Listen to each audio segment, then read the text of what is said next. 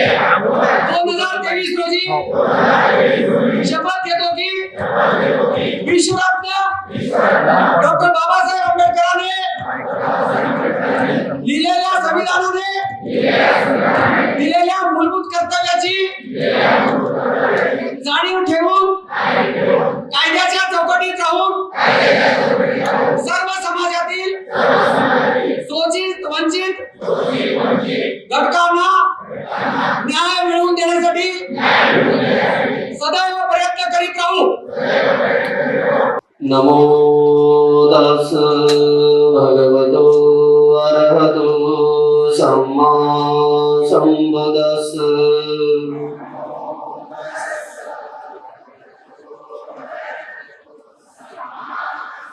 नमो तस् भगवतो अरहतो सम्मा सम्बुद्धस्स।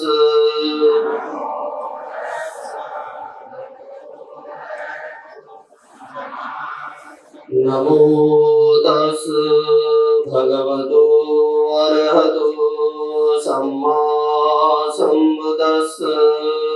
मुसावादा वेरमणि सिक्खापदं समादयामि।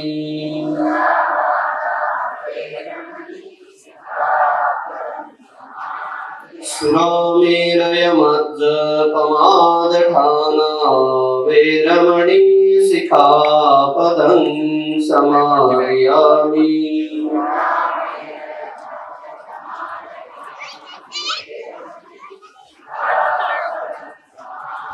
साधु साधु साधु बुद्धं नमामि। धम्मं नमामि। संघं नमामि।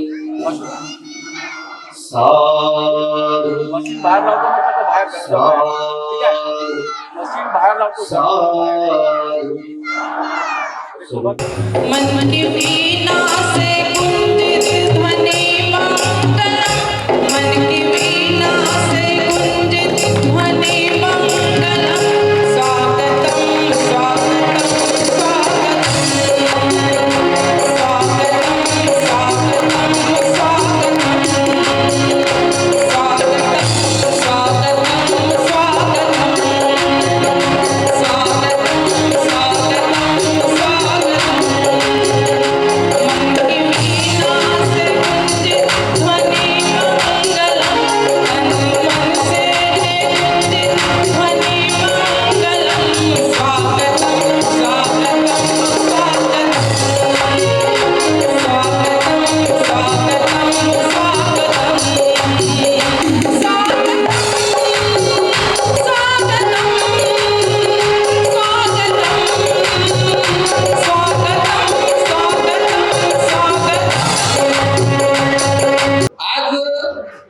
महारेजिमेंट का 83वां वर्धापन दिन के अवसर पर आप सभी को मैं सबको धन्यवाद देता हूँ।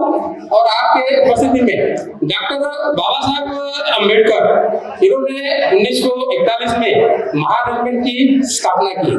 डॉक्टर बाबा साहब अम्बेडकर ने अपनी राजकीय कारकिर्द 1926 में चालू की थी। 1926 से लेकर 1936 तक उन्होंने ब्रिटिश भारत में विधान परिषद में उन्होंने काम किया था। 1935 में ब्रिटिश भारत में भारत का प्रांतीय कायदा वो पास हुआ था। डॉक्टर बाबा साहब अम्बेडकर ने 1936 में स्वतंत्र मजदूर पक्ष की स्थापना की थी। डॉक्टर बाबा साहब अम्बेडकर ने 1937 में जो चुनाव हुआ उसके अंदर अपने उम्मीदवार खड़े किए थे। 13 उम्मीदवार उनसे चुनकर आ गए और बाबा साहब विधानसभा के एमएलए चुनकर आ गए और उन्होंने एमएलए के साथ विरोधी पक्ष नेता का भी काम किया। डॉक्टर बाबा साहब अम्बेडकर 1937 से लेकर 1942 तक उन्होंने अपना अनेक अनेक विषय पर काम किया। इसी के बीच में लिंक टू इस वाइसराय से डॉक्टर बाबा साहब अम्बेडकर ने महारेजिमेंट की स्थापना करने की बात की। डॉक्टर बाबा साहब अम्बेडकर ने अंग्रेज अधिकारियों को बताया कि 1 जनवरी 1818 को जो लड़ा हुआ था उसमें महारों ने अपना कम से कम समय में दुश्मन को नेस्तनाबूद किया था। महार सैनिक ये लड़वैये और शूरवीर है। आज महार रेजिमेंट की 26 बटालियन कार्यरत है और 26 बटालियन में 3 RR है, 2 TA बटालियन है और इसका श्रेय पूरा डॉक्टर बाबा साहब अम्बेडकर को जाता है।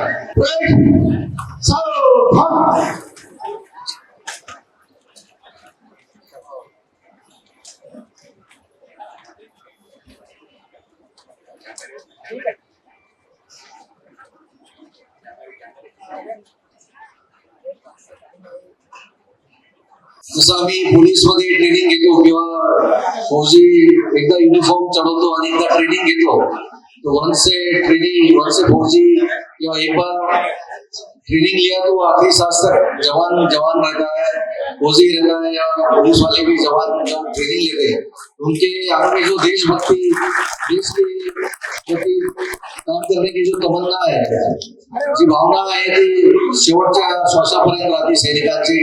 हीच भावना आपल्या सर्वांमध्ये आज मला दिसली आणि मी नेहमीच माझ्या सैनिकांना अनेक कार्यक्रमात भेटतो।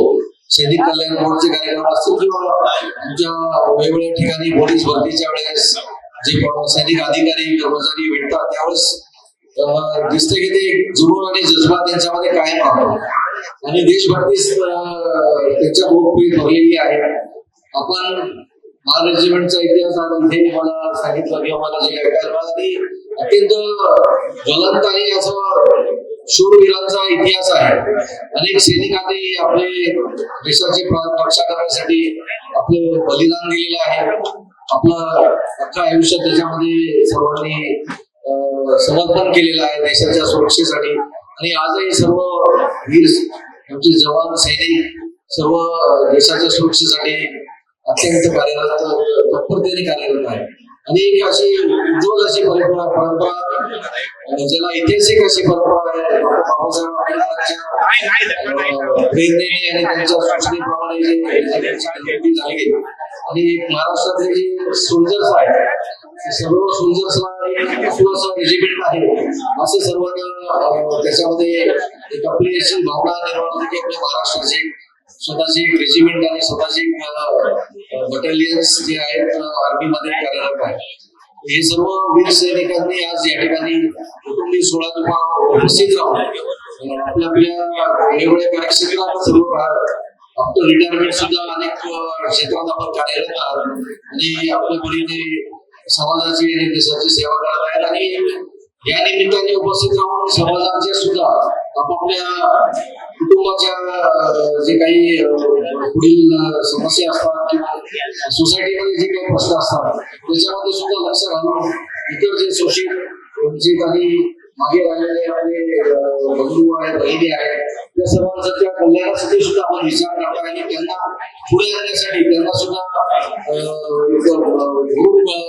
त्यांना सुद्धा एक इन्स्पिरेशन मिळावं आणि आर्मी मध्ये ऑफिसर्स तयार व्हावे, लीडर्स तयार व्हावे। आजचा हा कार्यक्रम अतिशय न भूतो न भविष्यती आहे। महार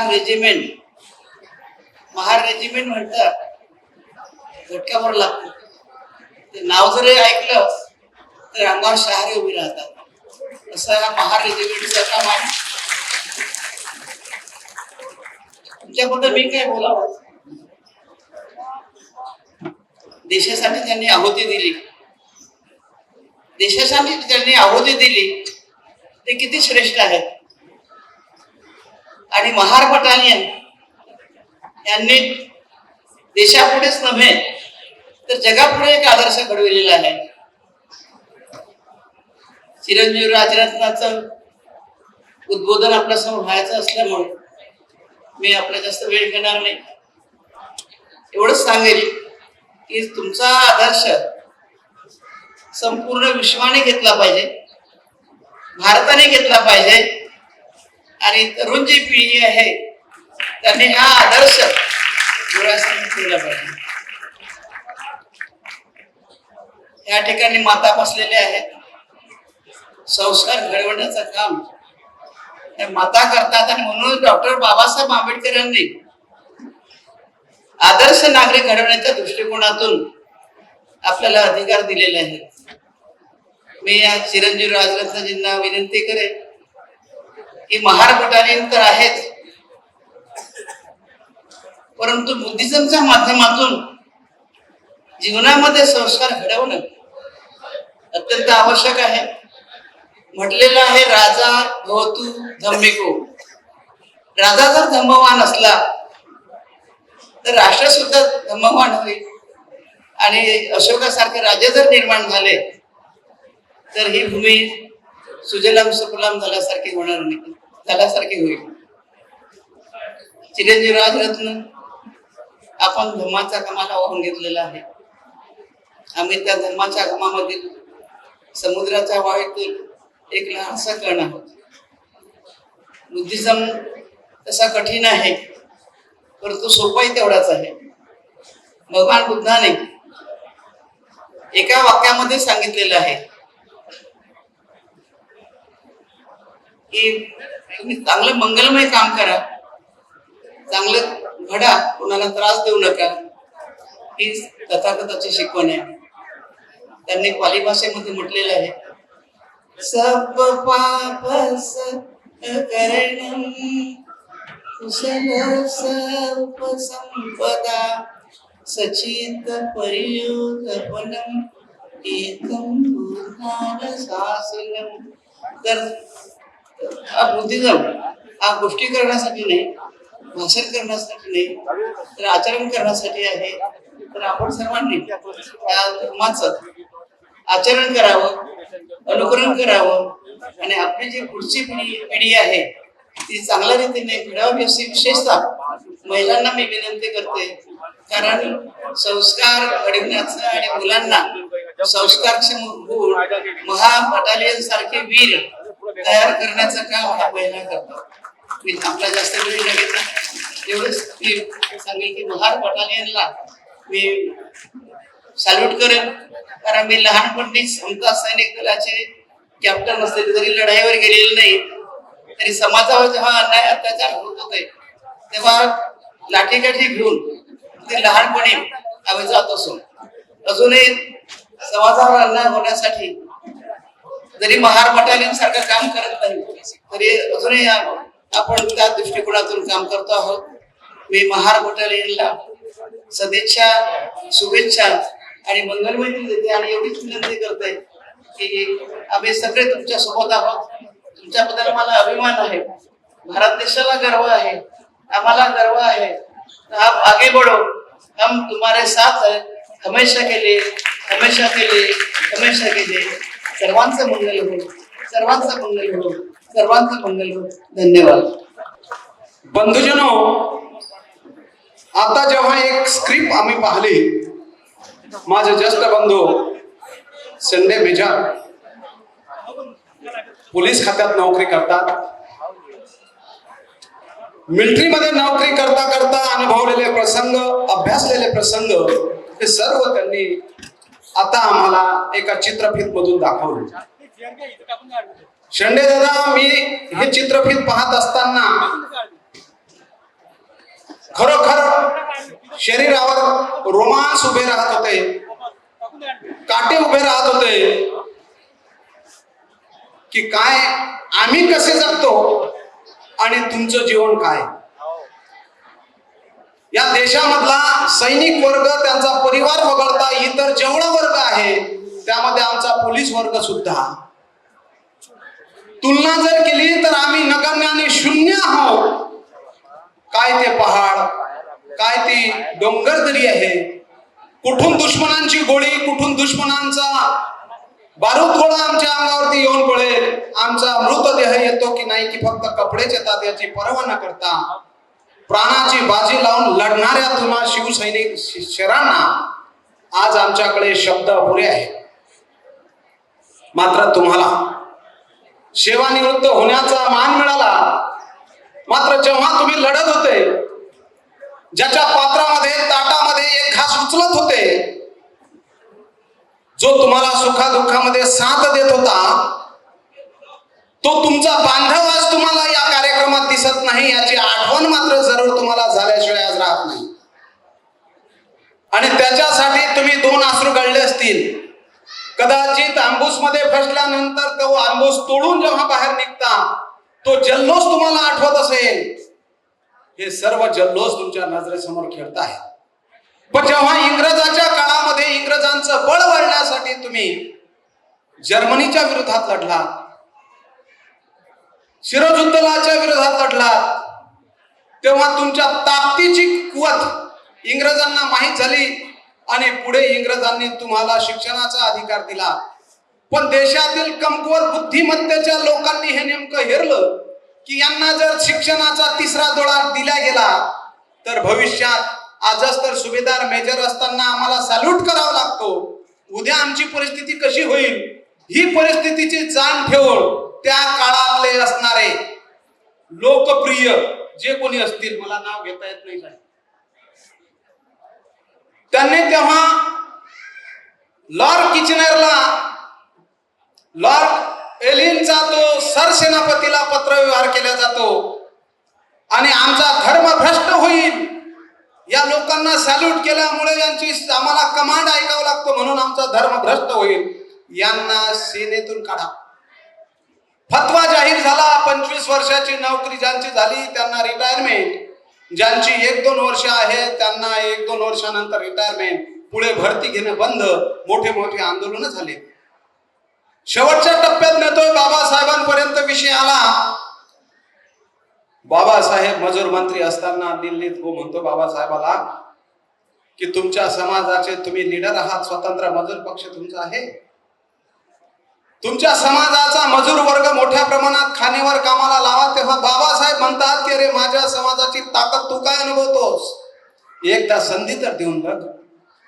आणि खरोखर संधी मिळाली. त्यानंतरचं हे सगळं चित्र आपण पाहिलं. या चित्रामध्ये बऱ्याच काही गोष्टी आणखी आहेत. स्वातंत्र्य देश झाला 15 ऑगस्टला 47ला.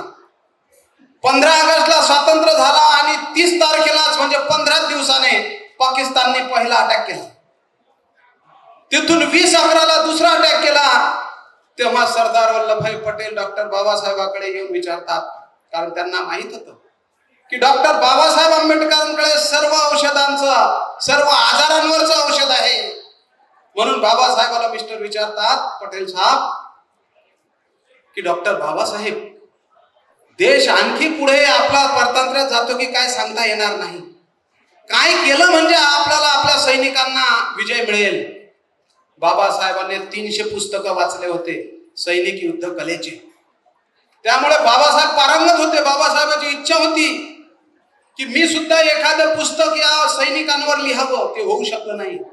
बाबासाहेबांची इच्छा होती की माझी एखादी सैनिकी शाळा व्हावी, ते कामाच्या ओघामध्ये होऊ शकली नाही. मात्र बाबासाहेबांनी पटेलांना सल्ला दिला की हा सगळा सैनिक वर्ग तुम्ही विमानानं पाठवा आणि गोपनीय पद्धतीने मारा करा. आणि ती सल्ला ऐकली, पटेलांनी सल्ला ऐकली आणि सैनिकांचा देशाचा विजय झाला. बाबासाहेब त्या युद्ध कलेमध्ये सुद्धा निपुण होते. बाबासाहेबांच्या शब्दाला तुम्ही सन्मान दिला. काश्मीरचा एक मुद्दा किंवा एक प्रसंग बाबासाहेबांच्या लिखाणातून, माझ्या वाचनातून गेला आहे. बाबासाहेब सैनिकांना भेटण्यासाठी काश्मीरला जातात.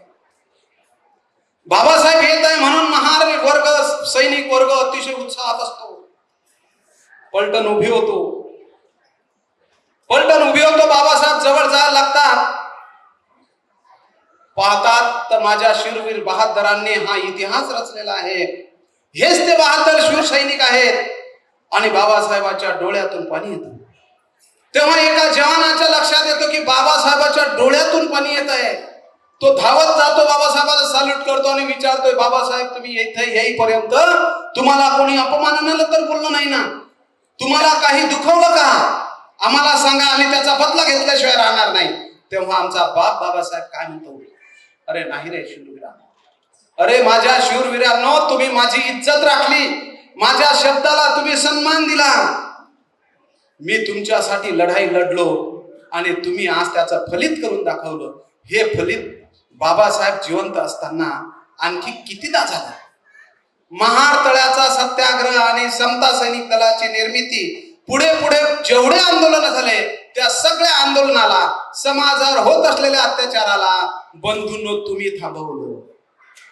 तुमच्या आवाजामध्ये तो दम होता की एक कमांड जर तुम्ही दिली तर तो वस्तादच्या एका कमांडवर सगळं सैनिक एका दिशेने एक वाटचाल करायचं.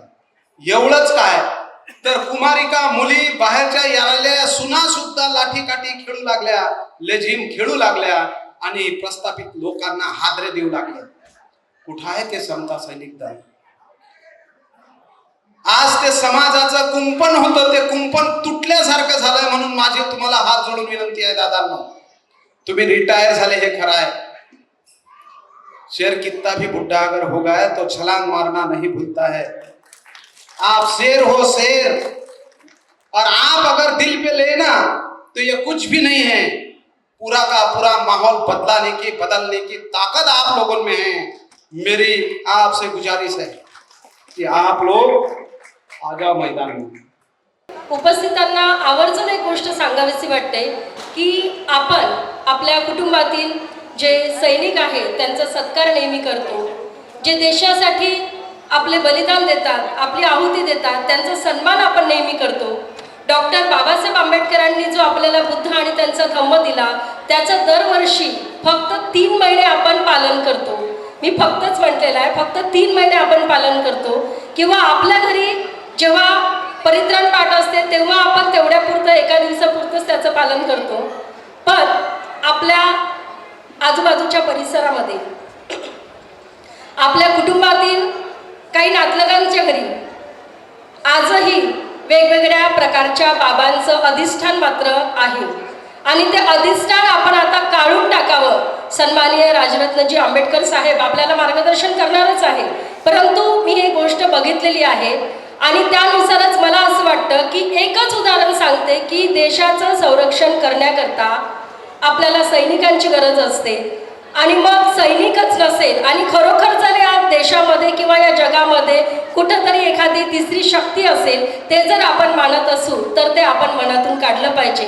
कारण जादूटोणा, भूत प्रेत असं काही असतं तर नक्कीच देशाच्या सीमेवरती आपल्या जवानांची आजही गरज नसती. हे फक्त तुम्ही लक्षात घ्या.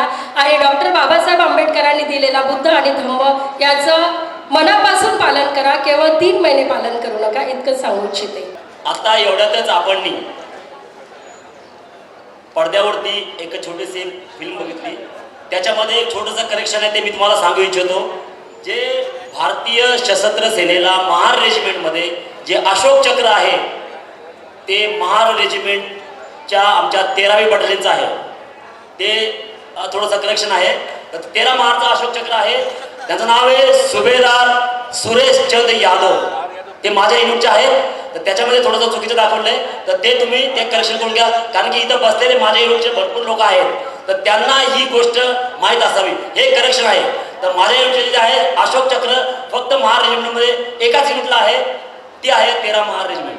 आता इथून पुढं मला एक छोटंसं सांगायचं आहे आपल्याला की आपण इथे जेवढे काही लोक जमतो, मी नेहमी सांगत असतो की कार्यक्रम कोणताही असताना उद्देश एकच असला पाहिजे.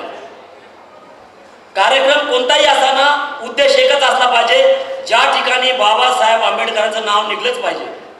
आता जी महार रेजिमेंट आहे त्या महार रेजिमेंटला आमचे जे सैनिक आहेत 1980 सालापासून प्रयत्न करतात.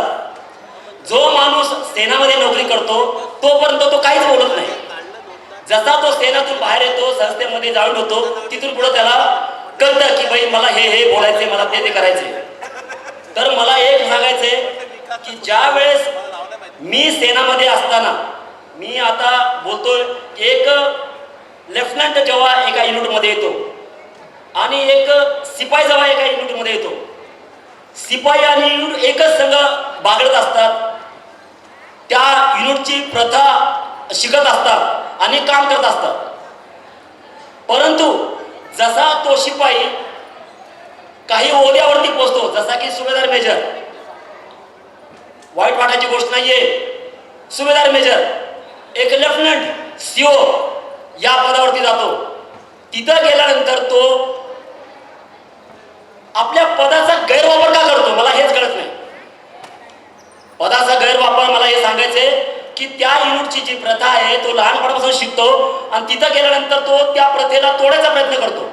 आता 8 मार्चमध्ये जो किस्सा झाला, 1 मार्चमध्ये जो किस्सा झाला, त्याला तोडण्यासाठी आम्ही सक्षम आहोत. परंतु जे सैनिक तिथं असतात, आम्ही लोक जाऊन तिथं बोलल्यानंतर जे सैनिक नोकरी करतात त्यांना त्याच्यावरती प्रभाव पडतो. तर मला हे सांगायचंय की तुम्ही प्रथा तोडू नका, त्या प्रथेला कायम ठेवा. तुम्हाला काय इम्प्रोवाइज करायचंय ते तुम्ही त्याच्यामध्ये ऍड करा, कमी करू नका. मला हे सांगायचं. आता शेवटी एकच बोलन, आपण इथे जेवढेही महार सैनिक आहेत त्या महार सैनिकांना एकच बोलायचे की डॉक्टर बाबासाहेब आंबेडकर ह्या रेजिमेंटचे निर्माते, तर त्यांचा पुतळा, पूर्णाकृती पुतळा अजूनपर्यंत महार रेजिमेंटमध्ये का नाहीये? तर त्या अधिकाऱ्यांना मला हे सांगायचे की तुम्ही फक्त नोकरी करून पैसे कमवून आपल्या लेकरांना अफसर बनवून सांगताना डोळ्यातून अश्रू येतात. आता यावेळेस मी महार रेजिमेंट सेंटरमध्ये गेलो होतो. तिथं एक सुभेदार मेजर उभा राहिला. म्हणला माझा मुलगा, मी सुभेदार मेजर ऑर्डिनरी कॅप्टन, त्याचा मुलगा सुभेदार मेजर ऑर्डिनरी कॅप्टन, तिथंच उभे आहे दोघं तिघं. त्याचा मुलगा सुभेदार आणि म्हणतो साहेब सुभेदारचे 2 मुलं फौजमध्ये अफसर आहेत. 1 मिनिट सर प्लीज, अफसर आहेत. तर मला तुम्ही सांगा, हे सगळं करत असताना तुम्ही फक्त आपलं प्रमोशन घेण्यासाठी किंवा हे सगळं करण्यासाठी मग म्हणता, बाबासाहेब म्हणतात you have to give to your back to your society. मग तुम्ही काय करता आपल्या महार रेजिमेंटमध्ये? तर त्या महार रेजिमेंटसाठी एकच मला सांगायचंय की सगळ्यांनी एकत्र या. आता महार रेजिमेंटचा उत्सव हा 1 जानेवारीचा 1 ऑक्टोबरचा जो उत्सव आहे तो पूर्ण महाराष्ट्रभरात चालू आहे. परंतु त्यांना सर्वांना माझं सांगणं आहे की तुम्ही परत एका छत्रीखाली या आणि एकी करा आणि धावा बोला महार रेजिमेंट सेंटरवरती की बाबासाहेबांचा पुतळा महार रेजिमेंट सेंटरमध्ये उभा राहिलाच पाहिजे. प्रत्येक महार सैनिक ज्यांनी इथे महार शोल्डर लावला आहे आणि महार रेजिमेंटची पेन्शन घेतो आज, त्या प्रत्येक महार सैनिकांना हे माहिती पाहिजे की माझे डोळे बंद होण्याच्या अगोदर मी बाबासाहेबांचा पुतळा महार रेजिमेंट सेंटरमध्ये बघू. एवढंच मला बोलायचंय. हे सगळ्यात शेवटी मी बोलणार. मी प्रत्येक ठिकाणी जातो की कार्यक्रम कोणता का असाना, पण उद्देश एकच असला पाहिजे. आपण तर नोकरी करून बाहेर आलो, सर्व काय करतो, पाया आपण घेतलाय, सर्व काय केलेलं आहे, पण ज्यांनी ही रेजिमेंट तयार केली त्यांच्यासाठी तुमचं काय? तर मला एकच म्हणायचंय, शेवटी सर्वांना सांगतो एकत्र या आणि धावा बोला महार रेजिमेंट सेंटरवरती, त्या अधिकाऱ्यांवरती. या रेजिमेंटने chief of the army staff 2 दिले. काय केलं त्यांनी? काय नाही केलं, फक्त प्रमोशन घेतले. म्हणतात माझ्या मुलगा अफसर बनला, हे केलं ते केलं, मी पेन्शन घेतोय. अरे फायदा काय यार तसं करून? काही फायदा नाही. मला एकच म्हणायचंय की भाई तुझं काम आहे, ज्या रेजिमेंटसाठी, ज्या रेजिमेंटमध्ये तू नोकरी करतोय आज, त्या रेजिमेंटसाठी तुझं काही ना काहीतरी पाहिजे. त्या ठिकाणी आता प्रत्येक ठिकाणी जसे मराठा रेजिमेंट आहे त्या ठिकाणी शिवाजी महाराजांचा पुतळा उभा राहू शकतो. मग महार रेजिमेंटमध्ये बाबासाहेबांचा पुतळा का नाही उभा राहू शकत? मला हे सांगायचंय. माझ्या डोळे भरून येतात प्रत्येक टायमाला सांगताना, छाती भरून येते की या आमच्या वय 60 वर्ष चालले आज, पता नाही कधी डोळे बंद होतील आणि कधी महार रेजिमेंटमध्ये बाबासाहेबांचा पुतळा बघेल. हे प्रत्येक सैनिकांना ज्यांनी शोल्डर लावले नाही तर महाराष्ट्राने या प्रत्येक सैनिकांना माहिती पाहिजे की मला बाबासाहेबांचा पुतळा उभा करायचा आहे. एवढं बोलून साहेबांनी परत एकदा तुम्हाला अपेक्षा करतो तुमच्याकडनं की प्रत्येक महार सैनिकांनी हे विचार आपल्या मनामध्ये ठेवले पाहिजे. एवढं बोलून थांबतो. जय भीम, जय महार, जय भीम. सबसे पहले तो आज महार रेजिमेंट का 82वां वर्धापन दिन और 83वां फाउंडेशन डे आज हम लोग यहाँ पर मना रहे हैं. इस अवसर पे मैं मेरी ओर से बाबा साहब अम्बेडकर जी की संस्था बुद्धिस्ट सोसाइटी ऑफ इंडिया भारतीय बौद्ध महासभा की ओर से और बाबा साहब अम्बेडकर जी के परिवार की ओर से महार रेजिमेंट के स्थापना दिवस और वर्धापन दिन की आप सभी लोगों को ढेर सारी मंगल कामनाएं देता हूं. बहुत सारी बातें यहाँ पर रखी गई, बहुत सारे महार रेजिमेंट का इतिहास हम लोगों ने देखा, तो उसको मैं नहीं दोहराता हूं.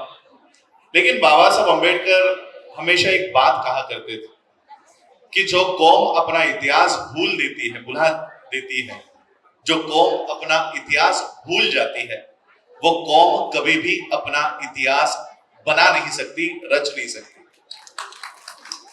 बाबा साहब अंबेडकर जी ने हम लोगों को सिर्फ अपने इतिहास से ही नहीं परिचित करवाया, बल्कि हम वो लोग थे जो अपना इतिहास, अपनी पहचान भूल चुके थे। भले आज हम लोग यहाँ पर महार रेजिमेंट का यहाँ पर वर्धापन दिन, फाउंडेशन डे, स्थापना दिवस मना रहे हैं। महार रेजिमेंट ये कानूनी नाम है, गवर्नमेंट ऑफ इंडिया की आर्मी को दी गई वो बटालियन का नाम है। लेकिन बाबा साहब ने हमें अपने रियल पहचान से भी परिचित करवाया। हुवर महार्स में बाबा साहब ने हमें अपने असली नाम से भी परिचित करवाया। बाबा साहब अंबेडकर जी ने भीमा कोरेगांव का यहां पर जिक्र हुआ। भीमा कोरेगांव का स्तंभ भी जो घूम गया था, वो कहीं घूम नहीं हुआ था, वो वहीं पर था। लेकिन हम अपना इतिहास भूल चुके थे, इसलिए उस भीमा कोरेगांव के स्तंभ पर कभी नतमस्तक होने नहीं गए। बाबा साहब ने हमें अपने इतिहास से परिचित करवाया और इसलिए बाबा साहब उस भीमा कोरेगांव के स्तंभ पर जाकर नतमस्तक हुआ करते थे। और वहां से हमें बाबा साहब अंबेडकर जी ने यह संदेश दिया कि आप लोग भेड़ बकरियों की संतानें नहीं हो, जाओ अपना इतिहास देखो और वहां पर देखो कि आपके लोग शूरवीर थे, आप लोग शेर के बच्चे हो। ये बाबा साहब ने भीमा कोरेगांव के स्तंभ के माध्यम से हम लोगों को अपने इतिहास से परिचित करवाया। महार बटालियन मैं कुबरागड़े जी को मैंने कल ही बताया, हम लोग कोई राजनीतिक, बाबा साहब अंबेडकर जी को इस देश में राजनीति के लिए ज्यादा इस्तेमाल किया गया और इसलिए बाबा साहब अंबेडकर ये as an economist, as an agriculturist, as an educationalist, as a reformer के तौर पे बाबा साहब की इन आइडेंटिटीज को हम लोग आगे नहीं लाते। सिर्फ बाबा साहब क्या है, राजनीतिक पॉलिटिकल पार्टी के लिए इस्तेमाल में लाने वाले एक फिगर हो गए। बाबा Saheb Ambedkar as a historian, इतिहासकार के माध्यम से हमें इतिहास को भी पढ़ने की जरूरत नहीं है। हमें अपनी पहचान अगर इस देश में ढूंढनी है तो भारत के इतिहास को भी पढ़ने की जरूरत नहीं है। जो बाबा साहब अंबेडकर जी को पढ़ ले वो अपने इतिहास को खुद में खुद जान लेगा कि हम कौन हैं। इतना बाबा साहब अंबेडकर जी ने हमारे लिए काम करके गए हैं। बाबा साहब को शायद अंदेशा होगा कि मेरे लोग आगे चलकर क्या बनने वाले हैं। वो इतनी मेहनत नहीं करेंगे कि भारत का इतिहास पढ़े और अपनी खुद की पहचान ढूंढे। इसलिए बाबा साहब ने कई सारे किताबें कंक्लूजन के माध्यम से दिए। Who were Mahars, who were Shudras. आज जिस प्रॉब्लम ऑफ रूपी का आपने मुझे ये शील्ड दिया है, ये किताब, ये ग्रंथ बाबा साहब का थीसिस हुआ करता था। आज जिसका 100 एनिवर्सरी हम लोग मना रहे हैं इस साल में, तो कई सारी किताबें बाबा साहब ने हमें लिखकर दी ताकि हम अपने इतिहास को पहचान सकें। हुवर महार्स के माध्यम से बाबा साहब ने हमें अपनी पहचान प्राप्त करवा के दी। बाबा साहब अंबेडकर जी के पिताजी, इनकी फोटो यहां पर लगी हुई, ये खुद बाबा साहब ही नहीं, बाबा साहब की पहली नौकरी भी मिलिट्री की नौकरी थी। उनके पिताजी की नौकरी सूबेदार मेजर पोस्ट से रिटायर्ड हुए। उनके पिताजी यानी बाबा साहब के दादाजी हवलदार पोस्ट से रिटायर हुए और बाबा साहब के परदादा ये भी मिलिट्री सर्विसेज में थे। इसलिए मैं हमेशा कहता हूं, मैं किसी पॉलिटिकल घराने से नहीं हूं, मैं सूबेदार मेजर रामजी अंबेडकर, एक मिलिट्री घराने से ताल्लुक रखने वाला, एक योद्धा परिवार से ताल्लुक रखने वाला व्यक्ति हूं। ये तो हमारे राजनेताओं ने बाबा साहब को राजनीति के लिए इस्तेमाल करने के लिए बाबा साहब को एज ए पॉलिटिशियन बाबा साहब का इस्तेमाल कर रहे हैं, वरना बाबा साहब के विचारों को आज as an educationalist, economist, agriculturist, feminist के माध्यम से लोगों तक लेकर जाने की जरूरत है। अंबेडकर जी के पिताजी जब इस बटालियन में थे 1750 से, आपने मेरे ख्याल से वो इतिहास दिखाया है, ये तब से बटालियन चली आ रही है। अंग्रेजों ने जब इस देश में कदम रखा उस समय उन्होंने इस देश में दो बहुत बड़े कदम उठाया कि इस देश में उनको एडमिनिस्ट्रेशन चलाने के लिए पढ़े लिखे लोगों की जरूरत थी और पढ़ाई लिखाई करवाने के लिए उन्होंने स्कूल के दरवाजे सभी के लिए खोल दिए। ये एक बहुत बड़ा कदम अंग्रेजों के माध्यम से इस देश में उठाया गया और उन्हें सैनिकों की जरूरत थी और इसलिए सेना के दरवाजे उन्होंने सभी के लिए खोल दिए। और जैसे ही ये दरवाजे खुले, सबसे पहले हमारे वो लोग थे जो इन दरवाजों के माध्यम से प्रवेश करके सेना में भर्ती हुए और सेना में भर्ती होने के बाद दो प्रावधानें उस समय मिली। एक बहुत बड़ा नियम उस समय अंग्रेजों का था कि जो भी सैनिक भर्ती होगा उसको उनके बच्चों को कंपलसरी एजुकेशन देना ही होगा, क्योंकि उनको पढ़े लिखे लोग चाहिए थे एडमिनिस्ट्रेशन चलाने के लिए,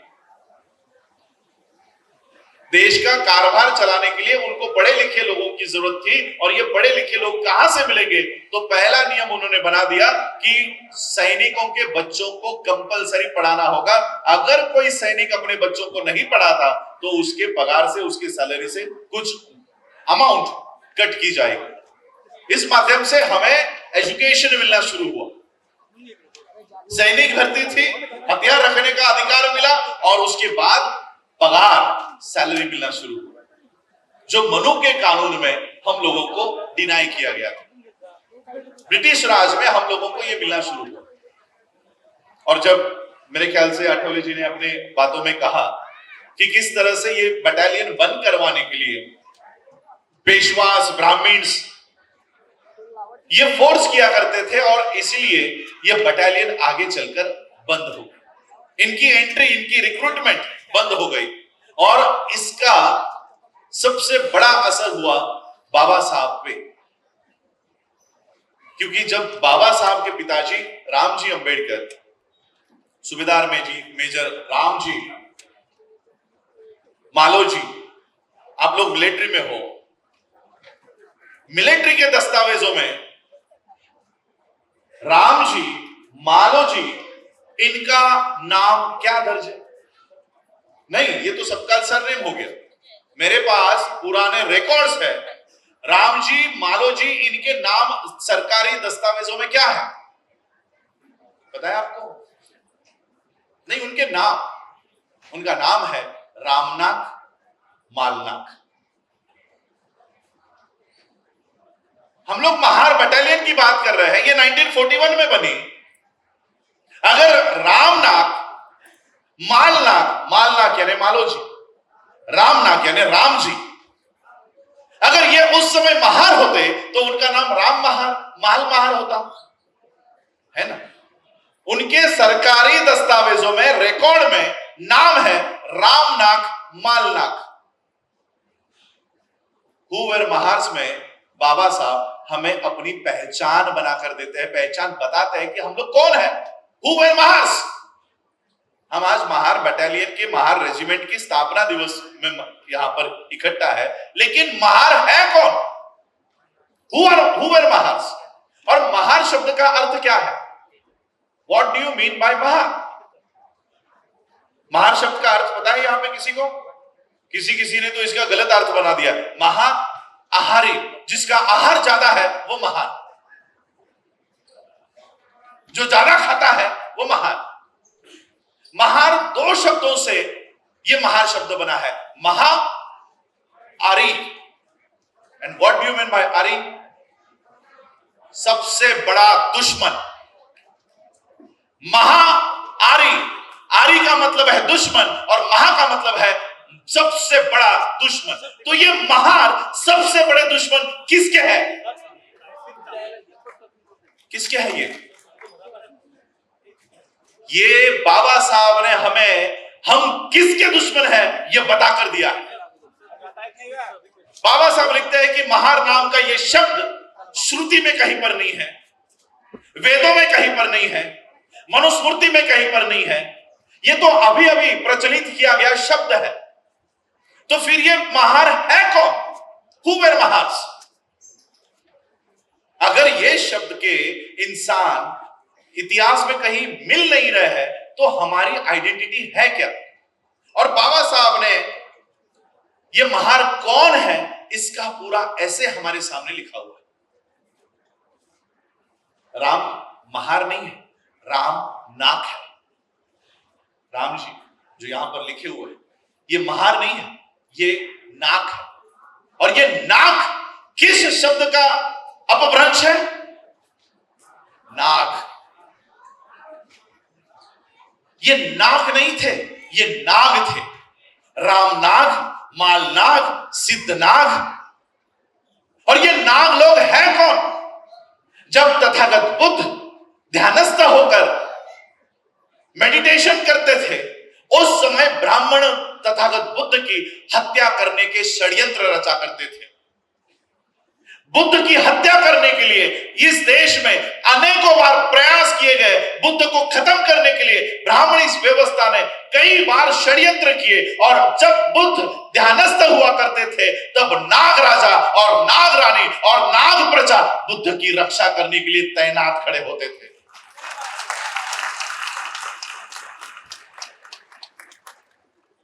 हम लोग बुद्ध के सिर्फ प्रचारक नहीं हैं। इस देश में जब बुद्ध की हत्या करने की साजिश हुआ करती थी तब बुद्ध को बचाने वाले लोग हम हैं। वो नाग लोग हम लोग हैं। और उसी नाग का नाग हुआ और आगे चल के वो महार बना। महा आर्य। ये बुद्ध की रक्षा किससे किया करते थे? ब्राह्मणों से। और इसलिए ब्राह्मणों को लगा कि हमारे बीच में बुद्ध को बचाने वाले सबसे बड़े दुश्मन अगर हमारे कोई है तो ये महाआर्य ये लोग हैं। ये है हमारी असली पहचान। और आज भी इनके दृष्टि में भारत में सबसे बड़े दुश्मन अगर इस ब्राह्मणी व्यवस्था के कोई है तो वो हम लोग हैं। संविधान जलाया जाता है, कभी देखा सिखों को रास्तों पर, कभी देखा मुसलमानों को रास्तों पर, कभी देखा क्रिश्चियनों को रास्तों पर, कभी देखा हिंदुओं को रास्तों पर। एट्रोसिटी एक्ट में बदलाव होता है। सबसे पहला रास्तों के ऊपर कौन होता है? हम ही लोग। क्यों? क्योंकि इनको पता है कि हमारा सबसे बड़ा दुश्मन अगर कोई इस देश में है तो ये महार है या महाआर्य है। जो बाबा साहब को मानते हैं, जो बुद्ध को मानते हैं, ये इस व्यवस्था के आज भी सबसे बड़े दुश्मन, इस ब्राह्मणी व्यवस्था के दुश्मन। और इसलिए बाबा साहब ने हमें ये पहचान, हमारे इतिहास से बाबा साहब ने हमें मिलाया कि हम लोग केवल महार नहीं है। ये महार तो इस व्यवस्था ने हमें दिया हुआ नाम है। हमारी मूल पहचान नाग लोग है। इस नाग राजा का पुतला आज भी, मेरे ख्याल से वो क्या कहते हो आप लोग, वो कृष्णा की नगरी क्या कहते हो उसको, मथुरा में गया था। मथुरा में वहां पर आज भी गवर्नमेंट का म्यूजियम है। मेरे फेसबुक लाइव पर मैंने वो म्यूजियम का वीडियो बनाकर लोगों को दिखाया था। उस मथुरा के धरती में वहां से जितने भी अवशेष निकले हैं ये बुद्ध से जुड़े हुए अवशेष है। और उसी धरती से, मथुरा की धरती से हमारे नाग राजा का पुतला वहां से निकला है और वो वहां पर रखा हुआ है। ये नाग कोई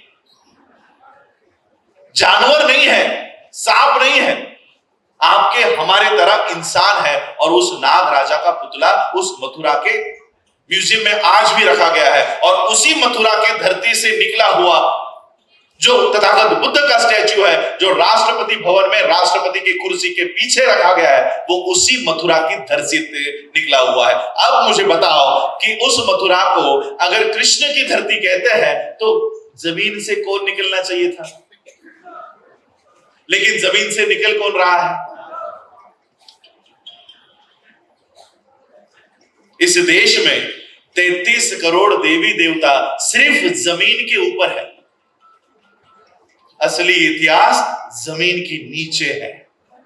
जब इस इतिहास को खोदा जाएगा तो कोई कृष्ण, कोई राम नहीं निकलता, वहां पर केवल बुद्ध निकलता है और केवल सम्राट अशोक निकलता है।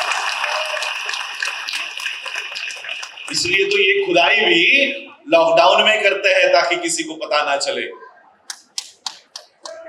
छुपा छुपा कर करते हैं। खुदाई भी छुपा छुपा कर रहे हैं, क्योंकि उनको पता है कि भारत में जितना खुदो उतना बुद्ध इस देश में फिर से खड़ा होते जाएगा। इसलिए ये सारे खुदाई के मामले ये लोग बंद कर रहे हैं, छुप छुप के खुदाई कर रहे हैं।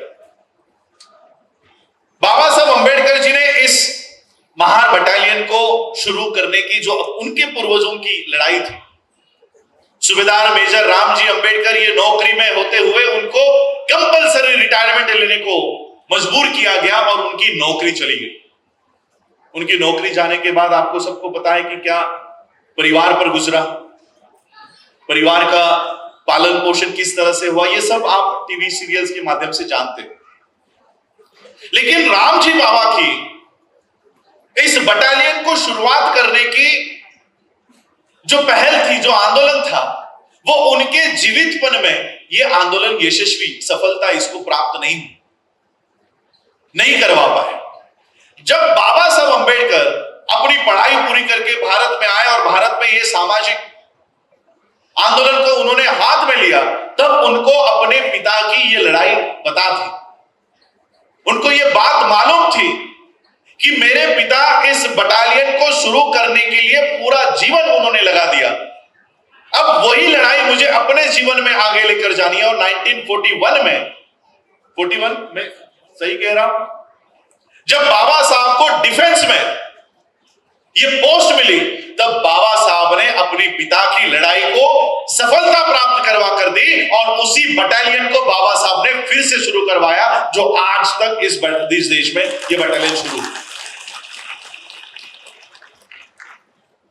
ये बटालियन शुरू होने के बाद जो उस समय के पूर्वज पिता के साथ काम करने वाले या अभी भी जो लड़ रहे थे, इन सभी लोगों ने बाबा साहब अंबेडकर जी का सत्कार का कार्यक्रम आयोजित किया कि बाबा साहब अपने महार बटालियन को शुरुआत करके दी है, हम आपका सत्कार करना चाहते हैं। इसलिए लोगों ने बाबा साहब अंबेडकर जी का सत्कार किया।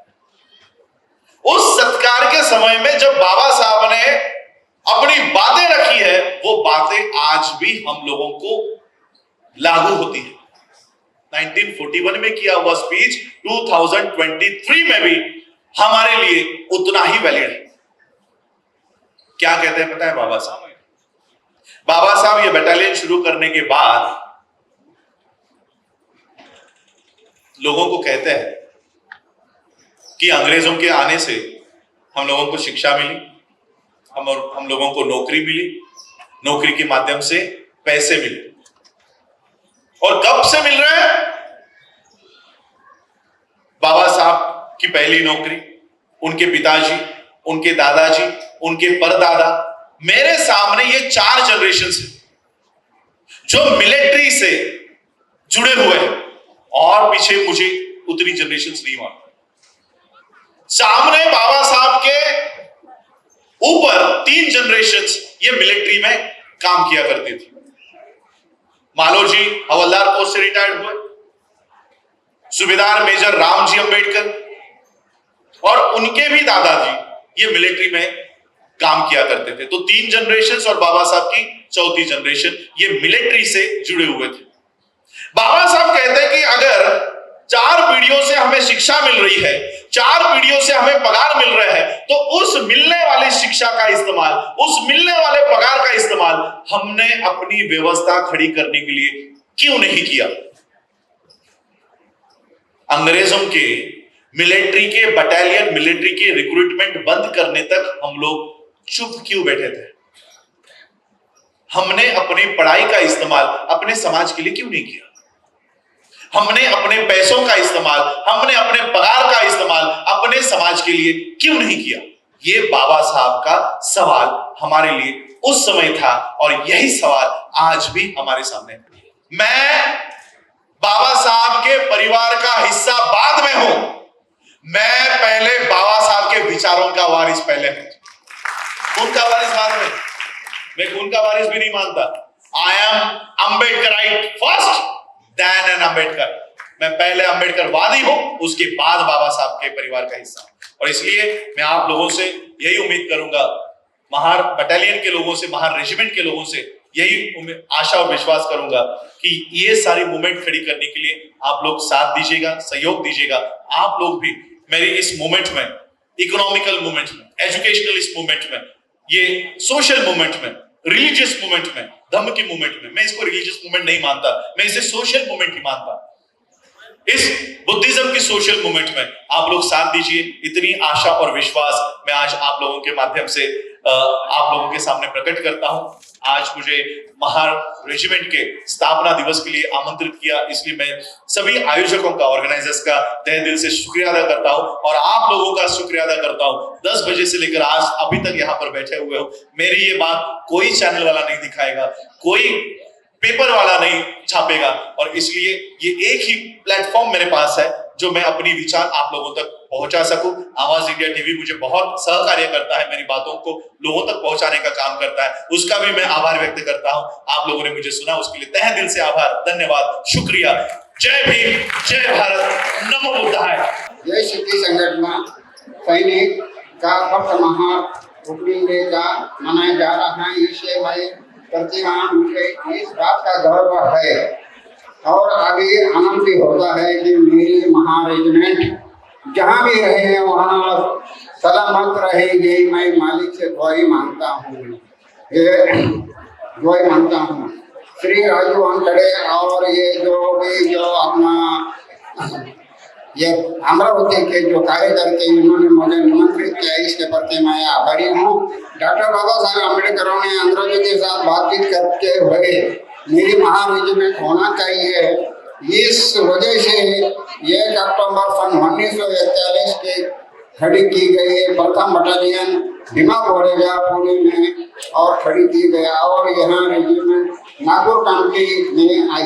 यहाँ से मध्य प्रदेश आकर यहाँ विस्तारित हुई हैं। ये सभी डॉक्टर बाबा साहब अम्बेडकर की पुण्य हैं। 1 अक्टूबर सन 1941 से लेकर आज तक जो भी युद्ध हुए हैं, सभी युद्ध में भाग लिया है। सन 1962 का युद्ध हुआ चीन और भारत का, और सन 1965 का युद्ध हुआ है। सन 1965 का युद्ध जो है भारत और पाक का, भारत पाकिस्तान इसे सन 1971 का भारत पाक युद्ध का है। 71 का भारत और कारगिल का युद्ध वो है।